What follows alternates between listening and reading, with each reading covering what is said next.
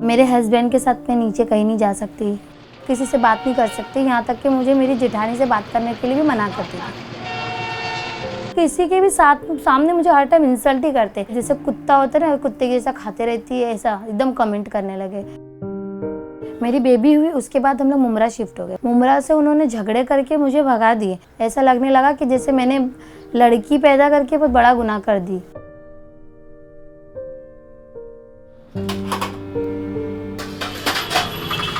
मेरे पति का माहौल कुछ ठीक नहीं था, बहुत तंग करता था, गाली देता था, कभी कभी नंगे कर बिठा देता है मुझे पागल करने के लिए। हमेशा मेरे को डांटते रहते थे। झगड़ा दूसरे से भी रहेगा तो मेरे पे गुस्सा निकाल के और मेरे को ताना मारेंगे। मैं हमेशा यही सोचती थी कि मैंने गुनाह क्या किया है, मैंने क्या गलती है मेरी। मैं ना किचन के पास खड़ी रहती थी ना, तो मुझे ऐसा होता था ना कि मैं अपनी जान ले लूं। कैसे रिलेशन में रह के मतलब ही क्या, इज्जत नहीं मिल रही।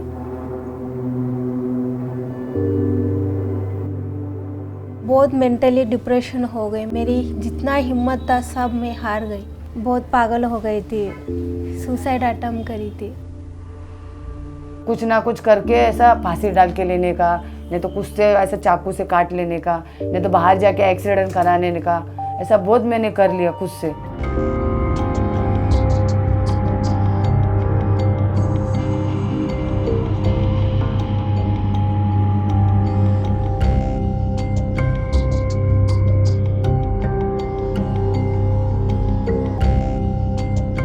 The violence happens from womb to tomb to the women, from rich class to the poor class, urban, rural, poor, everybody.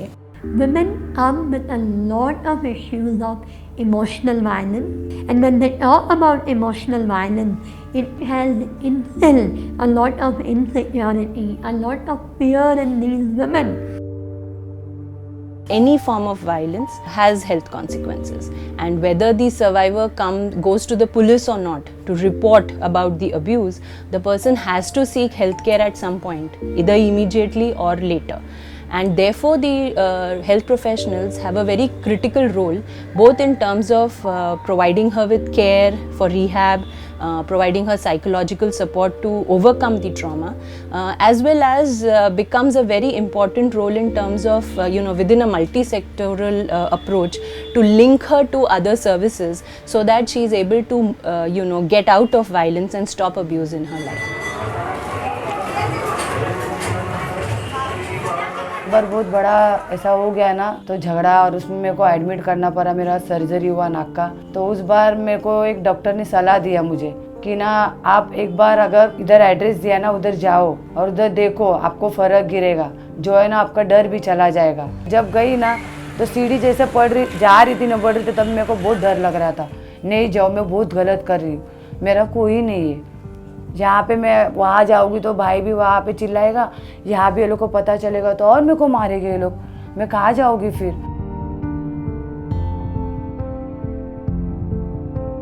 किसी से भी बात नहीं करती थी, शेयर नहीं करती थी, वही उसका पागलपन की बातें, यही डर के मारे किधर भी नहीं जाती थी, घर पे रहती थी। मैं ट्यूशन लेती थी, मेरा वहाँ एक लड़का आता था, उसकी मम्मी, तभी मुलाकात हुई थी ऐसे सडनली। तो आपके पति क्या करे ऐसा पूछताछ में मेरे उनके फ्रेंडली हो गई, तो उन्होंने संस्था के बारे में बताए, तो आप आओ एक बार काउंसलिंग लो, आपको जो भी मदद करेंगे वो पूरा आपको करेंगे। 8-9 महीने हो गए वो लेने को ही नहीं आए। फिर जब मेरी एक सिस्टर ने उन्होंने मुझे बताया कि यहाँ पर है साइन हॉस्पिटल, छोटा साइन हॉस्पिटल, वहाँ पे उनकी जो ननद है उनका वहाँ पर केस सॉल्व हुआ है। We started this in hospital-based center, and this was giving psychological, medical, legal and police help to the women facing violence. तो मैम ने मेरे को अंदर लेके जाके बिठाए, तो आपसे क्या हुआ बता सकेंगे क्या नहीं बता पाएगी करके मेरे को पूछे। फिर 2 केस आए थे वहाँ पे उनसे बात कर रहे थे, वहाँ पे भी उनको तकलीफ था, वो बता रहे थे। दीपाली मैडम ने मेरे से बात किया कि क्या प्रॉब्लम है ऐसे, तो अब वहाँ उन्होंने मेरे सबसे पहले तो ये नहीं बोला कि ऐसा होता है, एडजस्ट करो, कॉम्प्रोमाइज़ करो, नहीं। वहाँ पे ऐसा हुआ कि ठीक है ऐसा हो रहा है, ये तो गलत है, ये चीज़ गलत है। मुझे ऐसा लगा हाँ ये सही बोल रहे हैं। अब किसी ने तो बोला फर्स्टली उन्होंने मेरे को बहुत काउंसलिंग दिए थे, मेरा डिप्रेशन से बाहर लाए थे, कॉन्फिडेंस दिलाए थे। और मेरी जैसी बहुत सारी थी, मेरा तो दुख कम ही लगा मेरे को कि मेरा तो कुछ भी नहीं वो लोग के सामने।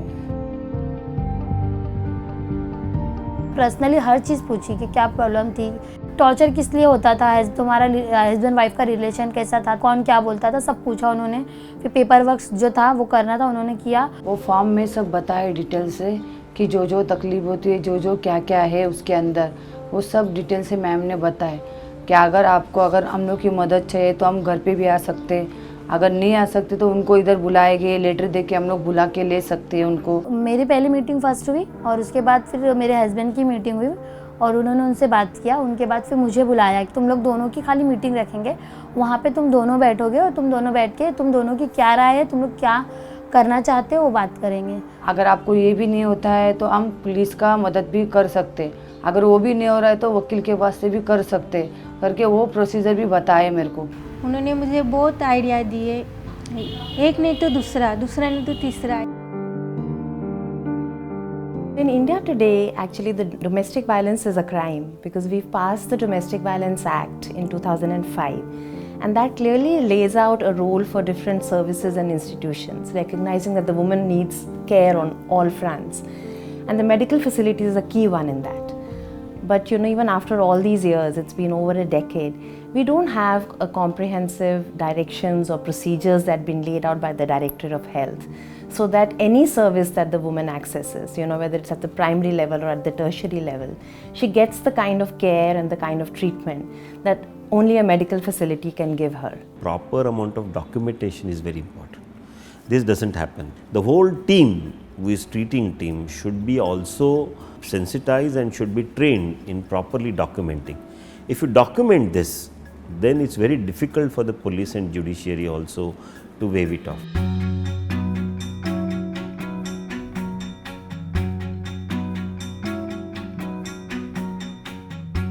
It is important as medical practitioners for us to keep our cool and try to treat and redress the issue.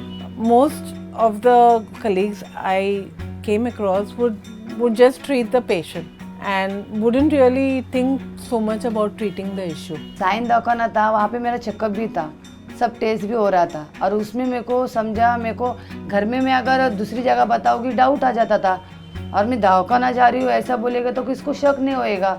और हॉस्पिटल में ऐसा है कि बहुत ज़्यादा लोग आ सकते हैं, बार बार ऐसा होता है कि मार लगती है, बार बार तबीयत ख़राब होती है, तो डॉक्टर को पता चलता है ये बंदा एक बार नहीं आया, कितनी बार आया, क्यों आया होगा, किस वजह से आया है, तो वो डॉक्टर भी हेल्प कर सकते हैं ना, तो ये बहुत ज़्यादा अच्छा है। It is the job of all the health sector, primary, secondary or tertiary, to give the holistic treatment which we forgot. So that was our job anyway. So after training that helped.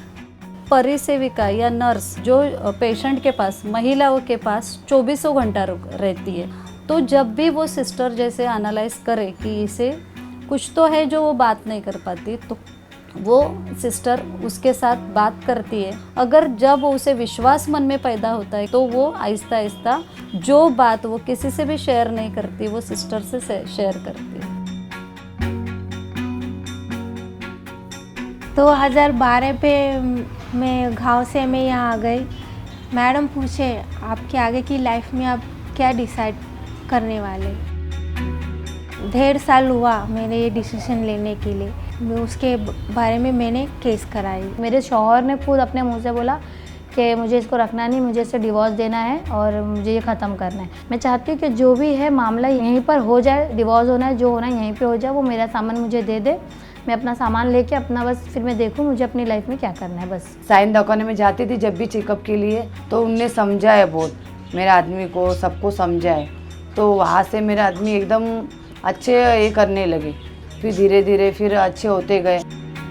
मेरा जब अच्छा हुआ तो मेरे को ये नहीं लगा मेरा अच्छा हो गया तो ठीक है मैं चली जाती, अभी मेरा ख़त्म हो गया बात। वहाँ पे मेरे को ऐसा लगा कि जब मेरा तकलीफ़ कम हो गया तो औरों को भी करना चाहिए, इस हिसाब से मैं सोचते गई और सबसे मदद करते गई। और मैं खुद अभी संगीनी हूँ। जिस औरत पे हिंसा हो रही है वो उनका एक फॉर्म बनाते हैं हम लोग, फॉर्म में लिखते हैं, लिखने के बाद वो सेंटर में हम लोग देते हैं, सेंटर में देने के बाद कॉल करते हैं उनको। Our community organization model is based on forming women groups. So we train them extensively for about 3 years. We name them Sanginis. हमारे चालीमे एरिया में लगता है आपका जब परिवर्तन हुआ है, आपको हिंसा हुआ था तो भी आपका अच्छा हुआ, तो हम लोग को ऐसा लग रहा है कि ना हम लोग का भी अच्छा होएगा, परिवर्तन होएगा।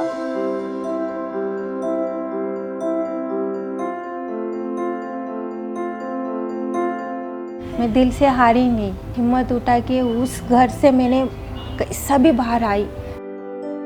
मैंने कई बार सोचा कि मैं सुसाइड कर लूँ, लेकिन मैं किसी की वजह से क्यों सुसाइड करूँ ना, क्योंकि ये मेरी और मेरी बच्ची की लाइफ है। बाप का नाम भी उसके नाम से आगे हटा दूंगी, उसको ये बताऊंगी कि तेरी माँ भी मैं हूँ, तेरा बाप भी मैं हूँ।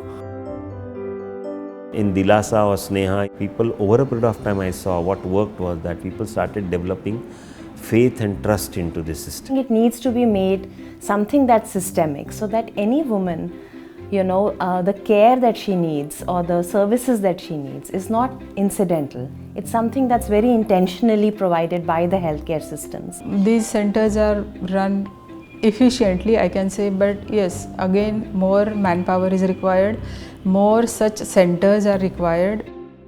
Nationally, we should have a strong policy, and there has to be somebody in every state who should see that these linkages are being formed, people are trained, and also the monitoring. Ministry of Health really needs to come into action and work together with the WCD to at least start strengthen the public health and the health system's response, at least in all these OSCCs which have been set up. We have to include gender sensitization, domestic violence and intimate partner violence in the medical curriculum. If the municipal corporation, the central government can look into institutionalizing, counseling services for women within the system, I think things can change.